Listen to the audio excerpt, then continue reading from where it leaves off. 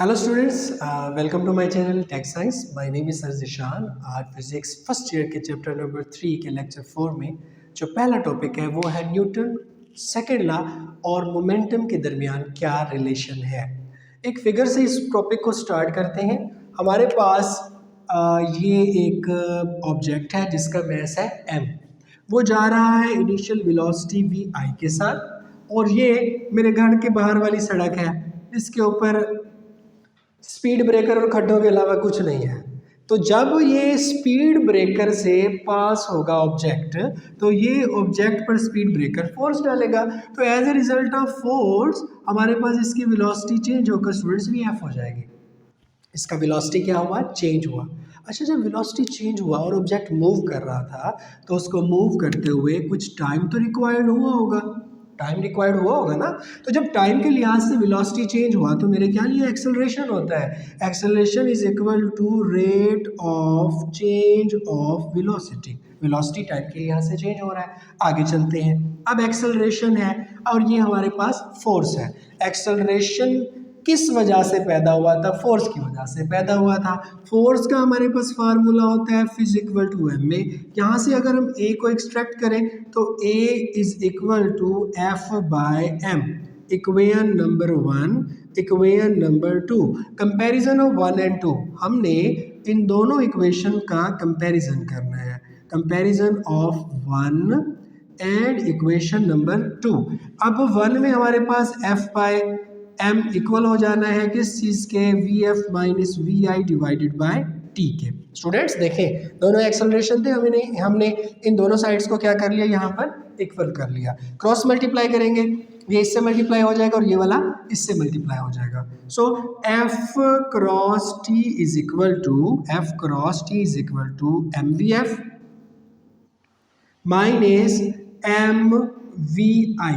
अब आप देखें, ये हमारे पास m v momentum, last lecture में जब मोमेंटम पढ़ा रहा था आपको बताया था एम वी मोमेंटम, लेकिन यहाँ पे आपको एफ नजर आ रहा है, यहाँ पे आपको आई नजर आ रहा है। F means final, i means initial. So मैं मोमेंटम को पी से शो करता था, यहाँ पे पी एफ लिख दिया। इसको पी से शो करता था, पी आई कर दिया। ये हो गया एफ क्रॉस टी। स्टूडेंट्स, ये जो माइनस है किस चीज को शो करता है? चेंज को शो करता है। अब मोमेंटम चेंज हो रहा है तो चेंज के लिए इसी चैप्टर में बताया था कि डेल लगाते हैं।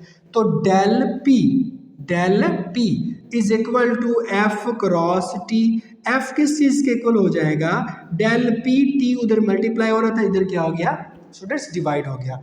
अब इसका हमने जो रिजल्ट है उसको कंक्लूड करना है। तो जब रिजल्ट को कंक्लूड करेंगे तो स्टूडेंट्स हमें इसी फार्मूला से ही करना होगा।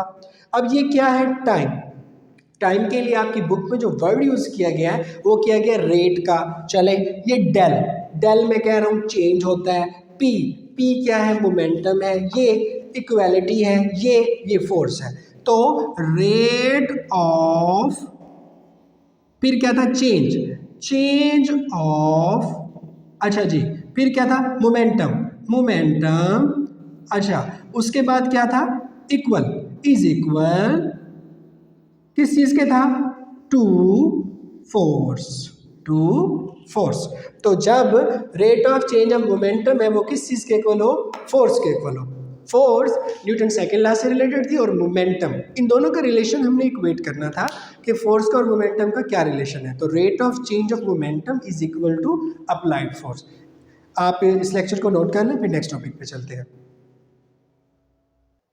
अब इसी टॉपिक से रिलेटेड नेक्स्ट जो चीज़ है वो है इम्पल्स। स्टूडेंट्स आप देखें, फोर्स हमारे पास मल्टीप्लाई हो रही है टाइम इंटरवल के साथ। तो आप कह सकते हैं product of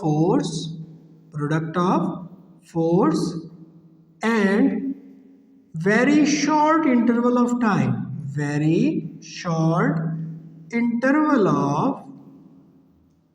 is called impulse. कि इम्पल्स में हमारे पास प्रोडक्ट होता है किस चीज़ का? फोर्स का और टाइम का, और ये चेंज इन मोमेंटम के इक्वल होता है। अब देखिए, अगर आप किसी ऑब्जेक्ट को हिट करते हो, क्योंकि ये इक्वल है ना, तो मोमेंटम बैक ट्रांसफर होना चाहिए। आपने एक स्टोन को हिट किया, आपने जब स्टोन को हिट किया आपने फोर्स लगाई और टाइम आपका ड्यूरेशन कम था तो ज़्यादा मोमेंटम आपके बॉडी पर क्या हुआ, ट्रांसफ़र हुआ। सेम फुटबॉल को हिट लगाई, ज़्यादा देर आपका पाँव उसके साथ अटैच रहा, देन मोमेंटम हमारे पास इम्पल्स जो था बैक वो कम आपके बॉडी पर क्या हुआ, ट्रांसफ़र हुआ। इम्पल्स के बाद स्टूडेंट्स जो नेक्स्ट टॉपिक है वो है law of conservation of momentum. इस बोर्ड को जब तक मैं इरेज कर लेता हूँ। Law of conservation of momentum students long point of view से बहुत ही इंपॉर्टेंट टॉपिक है। मैं कोशिश करूंगा आपको इसी लेक्चर के दौरान ही ये समझ आ जाए। Law of conservation of momentum. Law of conservation of momentum को समझने से पहले हमारे पास नॉलेज होना चाहिए about isolated system. Isolated system students क्या होता है? अगर कोई आइसोलेटेड सिस्टम है तो उसका मोमेंटम कांस्टेंट रहता है, मोमेंटम उसका चेंज नहीं होता। और मोमेंटम उसका चेंज क्यों नहीं होता? क्योंकि आइसोलेटेड सिस्टम के ऊपर बाहर से कोई भी एक्सटर्नल फोर्स, कौन सा फोर्स? एक्सटर्नल फोर्स एक्ट नहीं कर रहा होता। तो आइसोलेटेड सिस्टम एक ऐसा सिस्टम है जिसके ऊपर बाहर से कोई एक्सटर्नल फोर्स एक्ट नहीं कर रहा और उसका मोमेंटम क्या रहता है? कांस्टेंट रहता है। अब अगर इसका हम एग्जांपल लें तो इसका सबसे बेस्ट एग्जांपल है, हमारे पास एक गैस सिलेंडर है, उसके अंदर गैस मॉलिक्यूल्स है कांस्टेंट मोशन के ऊपर। इसके ऊपर है कांस्टेंट मोशन के ऊपर, टेम्परेचर चेंज भी नहीं होना चाहिए। तो ये एक कैसा सिस्टम बन जाता है? आइसोलेटेड सिस्टम बन जाता है। आइसोलेटेड सिस्टम जिसमें कांस्टेंट मोशन हो, टेम्परेचर चेंज ना हो, मोमेंटम उसका कांस्टेंट रहता है। तो law of conservation of momentum हमें ये कहता है कि एक आइसोलेटेड सिस्टम के अंदर बिफोर एंड आफ्टर कोलिजन जो मोमेंटम है वो क्या रहता है? कांस्टेंट रहता है। अब इसी रिलेशन को हम प्रूव करते हैं। देखिए स्टूडेंट्स, हमारे पास दो बॉल्स हैं। It is first ball m1 moving with velocity v1। ये हमारे पास सेकंड बॉल है m2 moving with velocity v2। दोनों आपस में एक दूसरे के साथ कोलाइड करती हैं। m1 m2 के साथ क्या करती है? कोलाइड करती है। As a result of collision दोनों ने एक दूसरे से कोलाइड किया तो इसके ऊपर जो रिएक्शन फोर्स पड़ती है वो F2 पड़ती है, इसके ऊपर क्या पड़ती है? F1।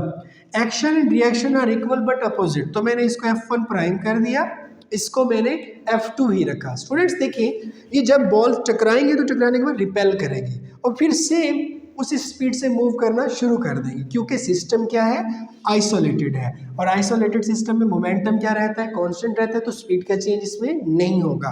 तो स्टूडेंट टकराने के बाद ये अलग होगी, अलग होने के बाद हमारे पास जो बॉल m1 थी उसने मूव करना शुरू किया वेलोसिटी v1 प्राइम के साथ और m2 ने मूव करना शुरू कर दिया इस चीज़ के साथ वेलोसिटी v2 प्राइम के साथ। टकराई, अलग हो गई। जो m2 था उस पर फोर्स F लगी और m1 के ऊपर फोर्स क्या लगी? F1 prime. तो आफ्टर कोलिजन m1 मूव कर रही है v1 प्राइम के साथ, m2 मूव कर रही है v2 प्राइम के साथ। हमने अब सिंपल दोनों बॉल्स को वन बाय वन इक्वेशन की फॉर्म में ये सारी सिनेरियो को जो हमने डिस्कस किया हमने लिख देना है। फॉर बॉल वन स्टूडेंट्स देखें, बॉल वन पे क्या फोर्स लग रहा था? F1 prime. F1 prime multiply time का फार्मूला T। अब मोमेंटम के केस में इम्पल्स का फार्मूला मैं आपको लिख देता हूँ यहाँ पे, शायद कुछ स्टूडेंट्स ने माइंड में ना हो। mvf माइनस mvi मतलब final momentum minus initial momentum, force F prime multiply T आया। अब फाइनल वेलोसिटी m1 के केस में v1 प्राइम है, तो हम यहाँ पे लिख देंगे m1 v1 prime minus initial m1 v1। यहाँ पे क्या लिख दोगे? m1 v1। It is equation number 1। सही हो गया। For ball 2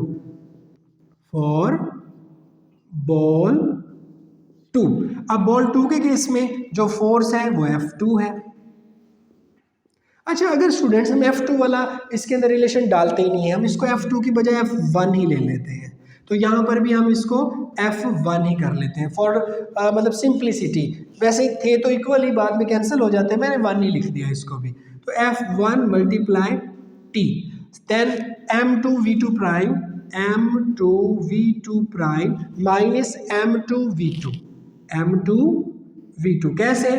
final minus initial, ये फाइनल था, ये M2 का इनिशियल था, ये M2 का फाइनल, ये M2 का इनिशियल। सेम इस केस में ये M1 का फाइनल, ये M1 का इनिशियल, हमने माइनस किया, इसको इक्वेशन 1 कह दिया, इसको इक्वेशन 2 कह दिया। अब स्टूडेंट्स हमने दोनों इक्वेशंस को ऐड करना है, ऐड इक्वेशन 1 एंड 2। हमने 1 को और 2 को ऐड किया, तो 1 क्या था?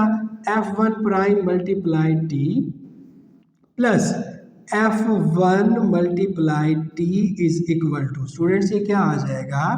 M1V1 प्राइम माइनस M1V1, ये क्या हो जाएगा? Plus M2V2 prime minus M2V2। ठीक है, अब आप देखें इन दोनों में से जो T है हमने उसको कॉमन ले लिया, यहाँ पे आ जाएगा हमारे पास F1 prime plus F1 is equal to M1V1 prime minus M1V1 plus M2V2 prime minus M2V2। Students these are both equal but opposite, दोनों इक्वल है और अपोजिट है, तो इन दोनों का जो सम है वो किस चीज़ के इक्वल हो जाएगा? 0 के इक्वल हो जाएगा। और 0 मल्टीप्लाई T, 0 किसके इक्वल आ गया? T के इक्वल आ गया। यहाँ पे हमारे पास क्या है? M1V1 prime minus M1V1 plus M2V2 prime minus M2 students V2। अब आप देखें ये तो 0 हो गया, अब ये वाला फैक्टर माइनस था, हम इसको इस साइड पे लाएंगे, ये प्लस का हो जाएगा M1V1। ये वाला फैक्टर माइनस था, हम इसको इधर लाएंगे, ये क्या हो जाएगा? प्लस का हो जाएगा M2V2। यहाँ पे क्या आ जाएगा? M1V1 prime plus M2V2 prime. अब स्टूडेंट्स आप फिगर पर वापस आएँ और देखें कि हमारे पास M1V1 M2V2 ये बॉल्स का कोलिजन से पहले का मोमेंटम है, M1V1 प्राइम M2V2 प्राइम ये बॉल्स का कोलिजन के बाद का मोमेंटम है। तो देखें यहाँ पे कोलिजन से पहले का मोमेंटम और कोलिजन से बाद का मोमेंटम किसके इक्वल हो गया? आपस में दोनों क्या हो गए? इक्वल हो गए। तो हम कह सकते हैं initial momentum is equal to final momentum.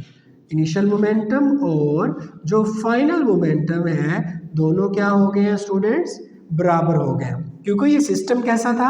Isolated था। तो प्रूव हुआ law of conservation of momentum कि in case of isolated system momentum collision से पहले और बाद का क्या रहता है? कांस्टेंट रहता है। स्टूडेंट्स बहुत इंपॉर्टेंट टॉपिक था एग्जामिनेशन पॉइंट ऑफ व्यू से। इससे रिलेटेड कोई भी सवाल हो आपका तो कमेंट सेक्शन में आप पूछ सकते हैं। तब तक अपने चैनल का ख्याल रखिएगा। अल्लाह हाफिज़।